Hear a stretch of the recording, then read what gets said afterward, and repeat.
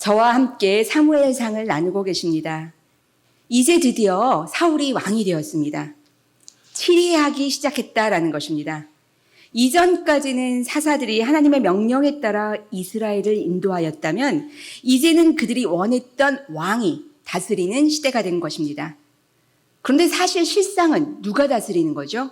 하나님이 여전히 다스리는 것입니다. 눈에 보이지 않는 하나님께서 왕이 되어 다스리는 나라, 그 나라가 바로 이스라엘입니다. 그런데 이제 이 신정 정치, 하나님이 다스리는 정치에서 인간이 왕을 세운 왕정 국가로 그 모양을 바꾸게 된 것입니다. 그러나 여전히 하나님께서 통치하는 나라가 바로 이스라엘입니다. 그렇게 2년의 시간이 흘러갑니다. 그리고 사울 왕은 2년쯤 되었을 때 오늘 13장 처음에 보면 상비군을 두게 됩니다. 그 전까지는 전쟁이 나면 어떤 군대의 상태였냐면요, 민병대처럼 모이는 거예요. 그런데 사울이 왕이 되면서 사울 왕도 다른 국가처럼 상비군을 조직해야 되겠다라는 생각을 먹게 되는 거죠. 그러니까 그 전까지 민병대였던 이스라엘 사람들은요, 평소에는 농사를 지어요. 일반인이라는 것입니다. 하나님께서 지파별, 가문별로 나눠주신 땅에 농사를 지으면서 그렇게 살아가다가 국가 비상사태, 전쟁이 나게 되면 그때 군인으로 모이게 되는 것이죠. 그런데 사울왕이 이제는 상비군, 항상 상시적으로 군인을 세우겠다라는 것이죠. 하나님의 인도하심과 보호하심이 아닌 사람이 지키겠다라는 생각입니다. 군사적 힘을 보여주는 것, 그게 바로 자신의 왕권을 강화하려는 의도도 있었을 것입니다. 바로 인간이 중심이 되는 인본주의적인 생각인 것이죠. 하나님이 중심이 되는 그런 생각이 아니라 인간이 중심이 된 인본주의적인 생각, 그 생각으로 상비군을 세운 것입니다. 우리가 인본주의 막 이러면 굉장히 깨어있는 사람처럼 들립니다. 그러나 크리스찬은 인본주의가 아닌 하나님께서 중심이 되는, 하나님께서 우리의 근본 되시는 분임을 잊지 말아야 할 것입니다. 이렇게 해서 사울 왕이요, 모집한 상비군의 숫자가요 3,000명이에요. 많은가요? 적은 거예요. 얼마 안 되는 거예요. 앞서 암몬과의 전투에서 모인 민병대의 숫자가 얼마였냐면 33만 명이었어요. 그런 상황 속에서 3,000명이 모집된 것이죠. 그런데 이 3,000명을요 또 둘로 나눠요. 사울 곁에 상비군 2,000명을 두고 나머지 1,000명은 왕자 요나단의 지휘 아래 두게 됩니다. 그리고 요나단이 자기의 그 수하에 있는 수비대를 데리고 어디를 치냐? 블레셋의 수비대를 기습 공격합니다. 그런데요, 블레셋은 기습 공격을 받고 타격을 입었을까요? 전혀 입지 않았습니다. 오히려 호시탐탐 이스라엘을 공격할 기회만 노렸는데요, 요나단의 공격으로 인해서 오히려 좋은 구실을 준 것입니다. 그 전까지만 해도 블레셋과의 전쟁은 국지전이었어요. 조금 지역에서 조금 싸우다 말고 하는 국지전이었는데 요나단의 이 기습 공격으로 인해서 블레셋이 전면전을 선포하게 되는 것입니다. 사실 이 전쟁은요, 말이 되지 않는 전쟁이에요.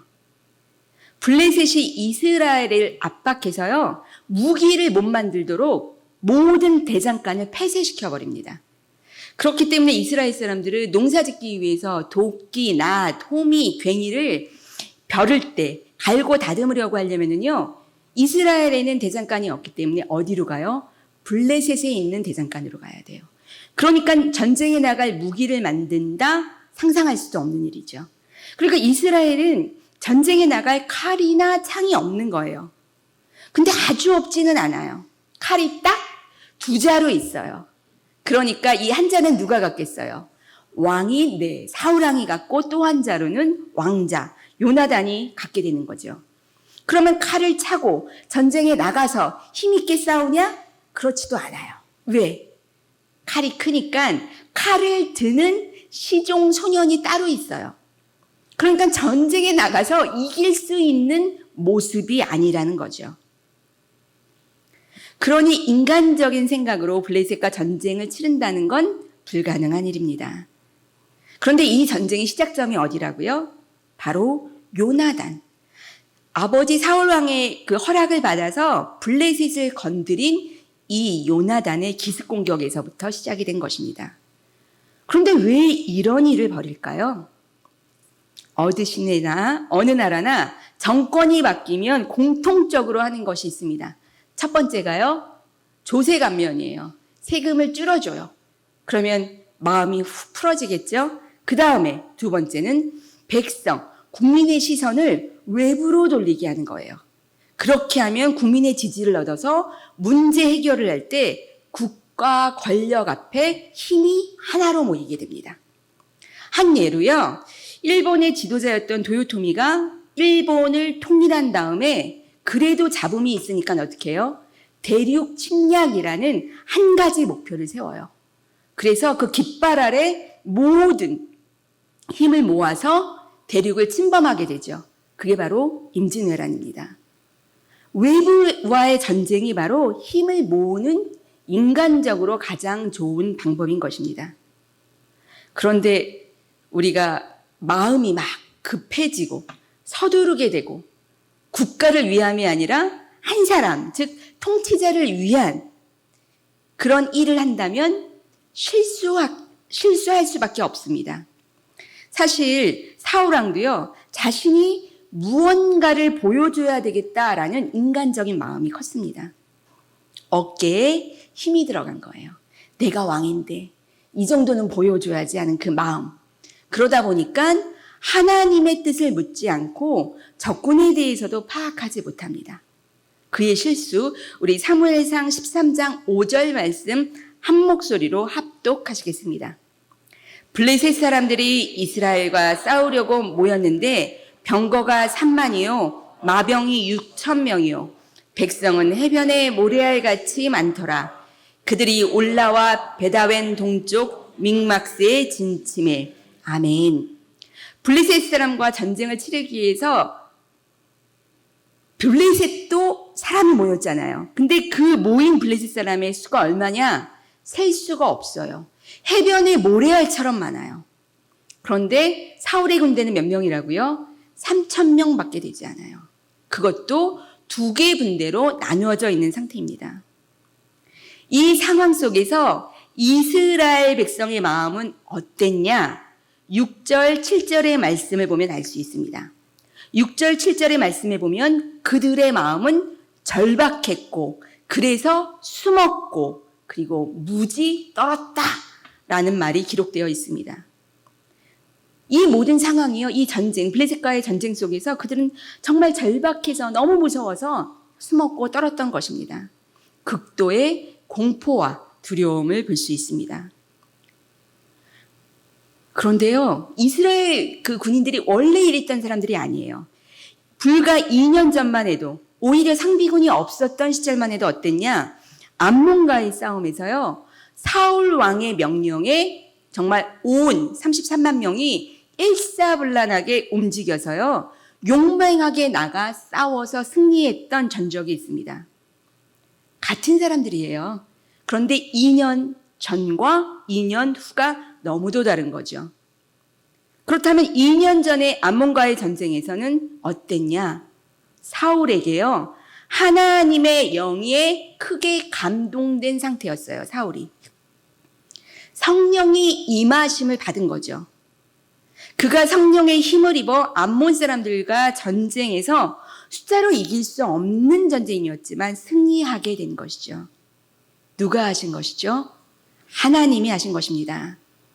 바로 그 다름이 이 암몬과 블레셋과의 전투의 다른 점입니다.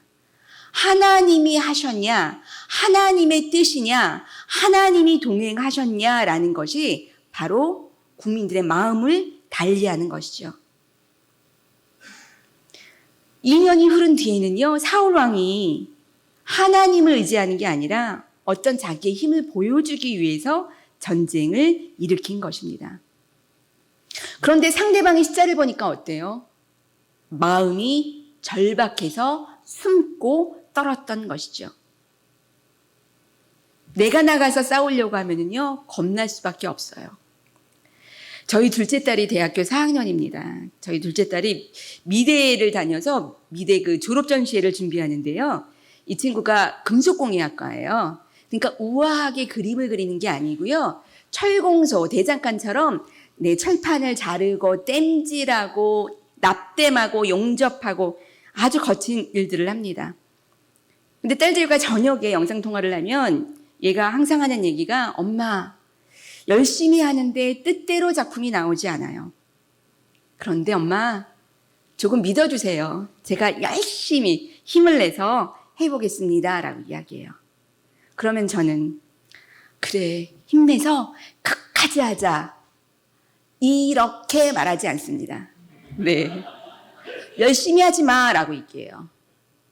열심히 한다고 좋은 작품이 나오지 않아요. 하나님이 능력 주셔야 좋은 작품이 나옵니다. 너의 열심으로 좋은 작품 나오는 게 엄마는 더 걱정돼 라고 이야기하죠. 하나님을 의지함으로 하나님이 주시는 능력으로 마지막 끝까지 작품을 해 나아가자. 엄마도 그것을 위해 기도할게 라고 이야기해 줍니다. 우리의 열심이 아니고요. 하나님의 열심, 하나님의 인도하심이 우리를 끝까지 승리하게 만드시는 줄 믿습니다. 하나님을 잊고 있다가요, 우리가 절박해지면 하나님을 찾아요. 이게 사람의 본성입니다. 절박한 마음에 사울 왕도 하나님께 제사 드려야 되겠다라는 결심을 하게 되죠. 그런데 제사를 드려야 되는 집례자인 사무엘이 오지 않는 거예요. 사무엘이 떠날 때 내가 길갈로 다시 올 거니까 7일 동안 기다려라고 이야기하죠. 근데 7일이 지났는데 오지 않아요. 사울의 군사들은 계속 흩어져요. 숨어버리고 떠나요. 그래서 몇 명 남지도 않았어요. 그러니까 어때요? 빨리 제사를 드리고 싶어요. 그러니까 에이 모르겠다. 두려움은 엄습해오고 제사를 드려버리죠. 사람이 두렵고 떨리면은요, 상황 판단이 제대로 되지 않아요. 주변을 자꾸 두리번거리게 되고 뇌는 정지돼요. 그때는 어떻게 해야 됩니까? 한 템포 쉬는 것입니다. 바로 우리 마음에, 우리 믿음의 힘을 빼는 것입니다. 마음을 가다듬고 다시 눈을 하나님께로 초점 맞추는 것, 믿음의 힘을 빼는 것, 바로 이때입니다. 그래야 하나님의 음성을, 하나님의 뜻을 들을 수 있는 것입니다. 그런데 오늘 사울왕은 어떻게 했냐? 두렵고 떨리는 심정, 그리고 주변을 바라보니까 자꾸 군사들이 빠져나가는 이 상황 속에서 하나님께 본인이 제사를 집례해서 드리게 되는 것이죠. 이 13장을 읽다 보면요, 사울의 행동이 어딘가 부자연스러워요. 그런데 우리가 잊지 말아야 될 거는 하나님의 방법은 자연스러움이다라는 거죠. 뭔가 맞지 않을 때 그때 어떻게 하라고요? 믿음의 힘을 빼야 되는 것입니다. 그러나 사울왕은요, 자기가 우겨서 제사를 집례하지요. 그리고 집례가 끝나자마자 사무엘이 도착합니다. 사무엘이 얼마나 놀랐을까요? 왕은 집례할 수 없습니다. 제사장만이 집례할 수 있습니다. 근데 왕이 집례한 거예요. 그러니 놀라서 이게 뭔 일입니까? 왕이 지금 무슨 일을 한 겁니까? 라고 묻습니다. 그때 사울이 이런저런 핑계를 댑니다. 오늘 12절 말씀 한 목소리로 합독하시겠습니다. 이에 내가 이르기를 블레셋 사람들이 나를 치러 길갈로 내려오겠거늘 내가 여호와께 은혜를 간구하지 못하였다 하고 부득이하여 번제를 드렸나이다 아니라. 아멘. 여기 12절 말씀에 내가 여호와께 은혜를 간구하다라는 말이 나오거든요. 이게 히브리 원어에는요, 힐리티라는 단어예요. 근데 이 힐리티의 뜻은 어떤 뜻이냐? 누그러뜨리다, 달래다라는 뜻이에요. 그러니까 이걸 원어적으로 해석하면 어떤 뜻이냐면 내가 하나님의 마음을 달래기 위해서 번제를 드렸다라는 것이죠. 지금 사울왕은요, 하나님께 전적인 은혜를 구한 것이 아닙니다. 위기 속에서 하나님의 마음을 자신이 달래서 나를 돕도록 하겠다라는 거죠. 너무나 인간적인 마음이 담겨 있는 제사입니다. 그러니 어쩔 수 없이 부득이하게 내가 제사 드렸습니다라고 핑계를 대는 거죠. 이게 바로 기브앤테이크의 신앙입니다. 내가 하나님께 드렸으니 하나님도 나의 필요를 채워주십시오 라는 믿음이죠. 결코 이 믿음을 하나님께서는 기뻐하지 않으십니다. 오히려 사울의 이런 마음과 핑계의 말이 하나님의 뜻, 하나님의 명령을 어기는 어리석음을 드러내는 말이 되어버립니다. 이로 인해서요, 사무엘은요, 하나님께서 하나님 마음에 맞는 사람을 다시 이스라엘의 지도자로 삼을 거야가 아니에요. 삼으셨다라고 얘기해요. 이미 점차적으로 사울의 마음이 변하고 있는 걸 하나님은 알고 계시다라는 것입니다. 우리가 말씀을 이렇게 읽으면 좀 조금만 기다리지, 그거 조금 못 기다려서 이렇게 그 모든 축복이 다른 집안으로 넘어가나? 라는 그런 안타까운 마음을 갖게 됩니다. 그러나 우리가 인간인지라 그 때를 알지 못하죠. 그러다 보니까 자신의 시간, 자기의 방법대로 일을 처리해버립니다. 우리의 믿음의 초점이요, 하나님이 아닌 사람에게, 상황 속에 있을 때 우리는 이런 죄를 범하게 되는 것입니다. 상황을 보면 넘어집니다. 더군다나 우리에게 어떤 직분이 주어지면은요, 사울 왕처럼 뭔가 보여줘야 되겠다라는 생각이 자꾸 들어요. 그러니까 어때요? 자꾸 힘이 들어가요. 힘이 들어가면 어떻게 되죠? 판단을 잃게 되고 실수하게 됩니다. 주님의 뜻이 아닌 내 뜻이, 내 생각이 자꾸 들어가는 것입니다. 주변의 반응을 살피게 돼요. 사실 저도 설교하다가 보면 이렇게 하품하신 분 계세요. 그러면 말이 빨라집니다. 그래서 제가 설교할 때 말이 빨라진다? 누군가가 하품하신 거예요. 그래서 존다 싶은 분은 안 보려고 그래요. 상황을 보지 않고 누구에게 초점 맞춰요? 하나님께 초점 맞춰야 되는 것이죠. 우리가 물에 빠졌을 때 제일 먼저 해야 되는 행동 아시죠? 힘을 빼는 것입니다. 그래야 떠올라요. 떠올라야 구조됩니다. 내가 살겠다고, 내 힘으로 해보겠다고 허우적거리는 순간 몸은 점점 가라앉게 되죠. 그리고 구조대원이 와도 구조할 수 없어요. 몸의 힘을 빼는 것, 우리 믿음의 힘을 빼는 것, 그것이 우리가 해야 될 일일 것입니다. 구원의 새 생명을 위해서 우리가 전도 축제를 합니다. 새 생명 축제를 하죠. 그런데 우리는 또 내 힘으로 하려고 해요. 근데 우리의 힘으로 하는 게 아니라 먼저 하나님께 지혜를 구하고 주님을 힘입어 전하는 우리 모두 되기를 소망합니다. 내 힘으로 전하잖아요. 그런데 상대방이 제대로 말을 안 들어. 그럼 어떠죠? 열받아요. 상처받지요. 내가 다시는 전도 안 한다. 이렇게 마음먹게 돼요. 그러니 우리의 힘 모두 빼고 누구한테 맡겨요? 하나님께 맡기는 것입니다. 왜요? 전도는요, 하나님이 우리에게 주신 귀한 지상 명령이에요. 하나님의 일이라는 거예요. 그러니까 우리가 하나님을 붙잡을 때, 하나님을 바라볼 때 하나님께서 인도하시고 행하신다라는 것이죠. 우리의 삶 가운데 나도 모르게 힘이 자꾸 들어가요. 우리의 믿음의 힘이 자꾸 들어가요. 내 힘으로 하려고 해요. 그때 힘을 빼는 것, 힘을 빼고 오로지 하나님을 바라보며 하나님의 일하심에 집중하는 우리 모두 되기를 축원합니다. 기도하시겠습니다. 우리의 참 소망 되시는 주님, 우리 삶의 구원자 되신 주님께 감사드립니다. 우리와 늘 언제나 함께해 주시고 눈동자처럼 보호하여 주시는 주님을 우리는 어려움을 만났을 때, 두려울 때 주님을 찾습니다. 주님, 우리의 연약함을 용서하여 주옵소서. 주님, 우리의 마음이 늘 언제나 주님을 향하게 하여 주시옵소서. 주님 앞에 우리의 힘을 빼고 주님 뜻에 초점 맞추며 살아가게 하여 주시옵소서.